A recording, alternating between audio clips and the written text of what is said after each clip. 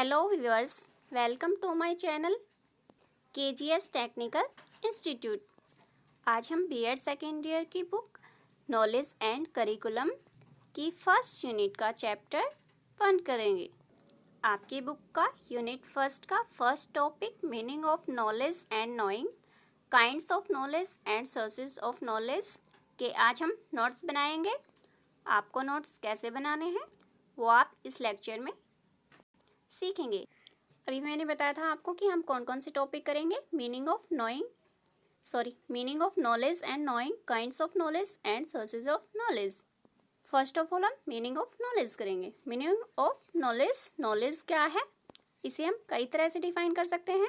Knowledge हमारे चरित्र का निर्माण करता है, हमें अनुशासित करता है और हमारे जीवन को सार्थक और सफल बनाता है।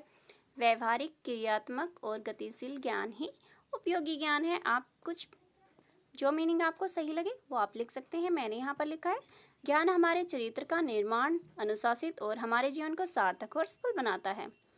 यहाँ पर मैंने 4 डेफिनेशन राइट की है।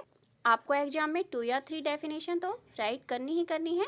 फर्स्ट है according to William James, knowledge is another name for practical achievement and success. ज्ञान व्यवहारिक प्राप्ति और सफलता का दूसरा नाम है। Second, according to professor Joad, knowledge is an addition to our existing information and experiences. ज्ञान हमारी उपस्थित जानकारी और अनुभव के भंडार में वृद्धि का नाम है। Third is according to realist, knowledge is the knowledge of objects. ज्ञान को वस्तु का ज्ञान मानते हैं। एंड लास्ट लिखी है मैंने fourth, according to idealist, knowledge is the knowledge of ideas. ज्ञान को आदर्श का ज्ञान मानते हैं। Meaning of knowledge and definition हो चुकी है। अब हम मीनिंग ऑफ नोइंग राइट करेंगे।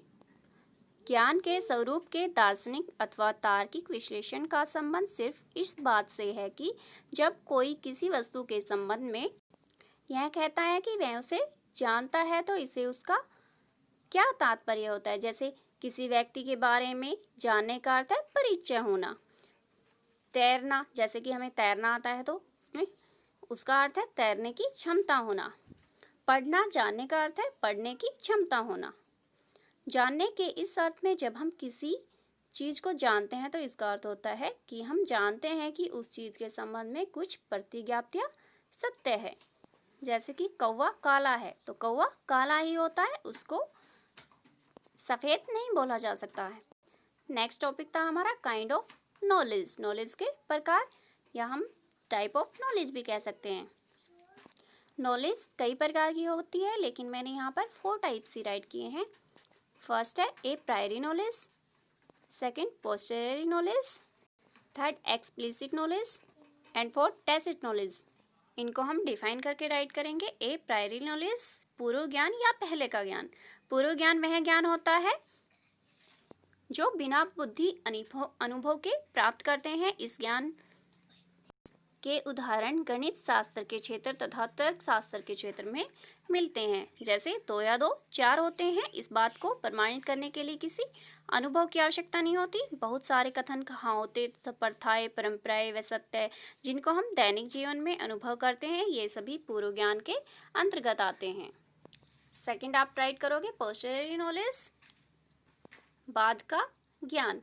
ये प्रायरी नॉलेज के बिल्कुल विपरीत होता है, बिल्कुल उल्टा होता है। बाद का ज्ञान पूर्व ज्ञान के बिल्कुल विपरीत होता है। बाद के ज्ञान में अनुभव भी होता है और बाद के ज्ञान को हम वेरीफाई कर सकते हैं। यह ज्ञान अनुभव लेने के बाद आता है, यानी कि एक्सपीरियंस के बाद आता है। इस ज्ञान को प्राप्त करने में टाइम भी लगता है और इस ज्ञान के अंतर्गत पहले एक्सपेरिमेंट किया जाता है, उसके बाद ऑब्जर्वेशन होता है।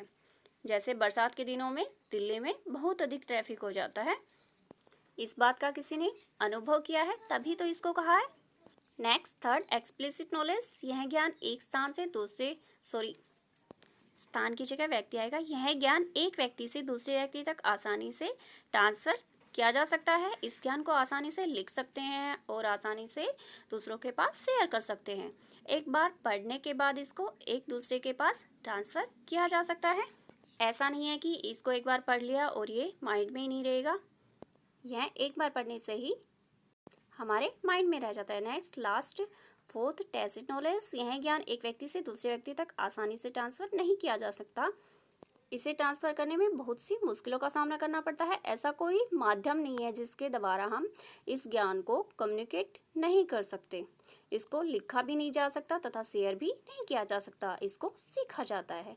टैसिट नॉलेज एक्सप्लिसिट नॉलेज के बिल्कुल विपरीत है। ये थे हमारे काइंड्स ऑफ नॉलेज।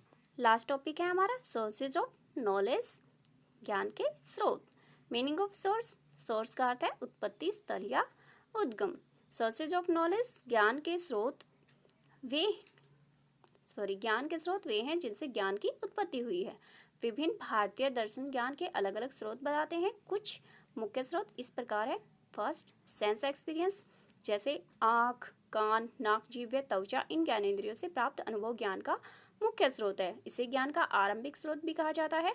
अनेक विश्वास हमारे इसी इंद्रियजन्य ज्ञान से बनते हैं, जैसे कौवा काला है, तोते का रंग हरा है आदि हमारे विश्वासों का स्रोत है। यह इंद्रिय अनुभव ही है, यह हमारी सेंस से ही पता चलता है, जैसे कि कौवा काला है, तोते का रंग हरा है। Next second, reasoning. Reasoning means तर्क। भारतीय दर्शनों में इसे अनुमान कहा गया है। इंद्रिय अनुभव केवल वर्तमान में विद्यमान वस्तु के ज्ञान का स्रोत है, जबकि तर्कभूत वर्तमान व भविष्य हर प्रकार के ज्ञान का उद्गम स्थल है। तर्क का अर्थ है पूर्व ज्ञान के आधार पर नवीन ज्ञान तक पहुंचना। तर्क दो प्रकार का होता है। रीजनिंग टू टाइप्स की होती है। First, inductive reasoning, second, deductive reasoning. Inductive reasoning होती है यदि हमारी आधारिका सत्य है तो यह आवश्यक नहीं कि हमारा निष्कर्ष भी सत्य ही होगा, उसके सत्य होने की संभावना मात्र हो सकती है। एंड डिडक्टिव रीजनिंग क्या होता है, इसमें सत्य है तो निष्कर्ष भी निश्चित रूप से सत्य ही होगा। जैसे जहाँ जहाँ ऑक्सीजन होती है वहाँ वहाँ जीवन भी पाया जाता है, यह सत्य है। Next third point is rational intelligence. व्यक्ति की उस मानसिक योग्यता को तर्क बुद्धि कहा गया है जिसके द्वारा वह दो कथनों के बीच संबंध को समझता है। तर्क बुद्धिवादी तर्क बुद्धि को ही ज्ञान का स्रोत मानते हैं। तर्क की प्रक्रिया में तर्क बुद्धि ही हमारी मदद करती है। नेक्स्ट फोर्थ पॉइंट है अथॉरिटी, आपतवचन। इसे उन विशेषज्ञों के वचन भी कहा जा सकता है जिन्होंने तर्क के आधार पर स्वयं ज्ञान प्राप्त किया हो। आपतवचन ज्ञान का स्रोत तो है, पर आवश्यक नहीं कि ये सदैव विश्वसनीय हो। नेक्स्ट फिफ्थ, रिविलेशन मीन्स श्रुति। श्रुति शब्द का अर्थ सुनने से है। सभी धर्म ग्रंथों की धारणा है कि उनके प्रवर्तकों ने उनमें वर्णित ज्ञान को अपनी दिव्य ज्ञान से देखा है। इसी रूप में श्रुति को ज्ञान का स्रोत कहा जाता है। नेक्स्ट पॉइंट इज इंट्यूशन, अंतःप्रज्ञा। अंतःप्रज्ञा का संबंध आभास से है। अंतःप्रज्ञा एक ऐसी शक्ति है जिसके द्वारा व्यक्ति को परम सत्ता का आभास होता है। यह आभास अनुभूति के रूप में होता है। परम सत्ता का ज्ञान अंतःप्रज्ञा के बिना प्राप्त नहीं किया जा सकता। नेक्स्ट एंड लास्ट पॉइंट है फेथ, आस्था। आस्था का अर्थ है लगाव। बहुत सी बातों पर हमारी आस्था ऐसी होती है क्योंकि वह परंपरागत रूप में प्राचीन काल से चली आ रही है। इनकी सत्यता के विषय में कोई प्रमाण नहीं होता। एंड लास्ट में आप कंक्लूजन भी लिखोगे। निष्कर्ष के रूप में कहा जा सकता है कि विभिन्न दार्शनिकों ने ज्ञान के अनेक स्रोत बताए हैं, लेकिन ये सभी स्रोत परस्पर विरोधी न होकर एक दूसरे के पूरक हैं। आपको कंक्लूजन जरूर ही लिखना है लास्ट में। यदि आपको वीडियो अच्छी लगी हो तो लाइक एंड सब्सक्राइब जरूर करें एंड कमेंट भी करें। बाय।